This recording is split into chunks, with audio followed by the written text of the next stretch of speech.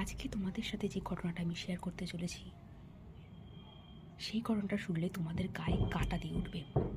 ঘটনাটি হলো যে কলকাতায় একজন মা কালীর খুব বড় ভক্ত ছিলেন। তিনি প্রত্যেকদিন রাতে মায়ের পুজো শেষ করে ট্রেন লাইনের একদম পাশ দিয়ে প্রত্যেক দিন হাঁটত। ঠিক প্রত্যেক দিনের মতোই সে একদিন ট্রেন লাইনের পাশ দিয়ে হাঁটছিল এবং দুর্ঘটনাক্রমে তার পা পিছলে যায় এবং সে একদম ট্রেন লাইনের উপরে পড়ে যায়।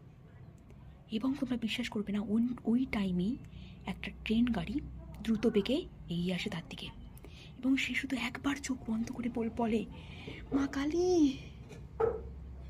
তোমরা বিশ্বাস করবে না, কেউ একজন যেন তার পেছন থেকে তাকে একদম টেনে নিয়ে আসে।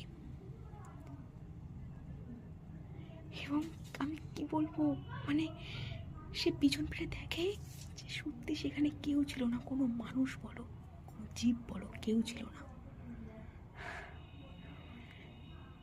সে এখনও বলে যে সেই ঘটনাটা তার কাছে একদম মিরাক্কেল টাইপের। এবং কি বলি, সে বলে ওটা কোনো মানুষ ছিল না, ওটা ছিল মা স্বয়ং এসে তাকে বাঁচিয়েছিলেন।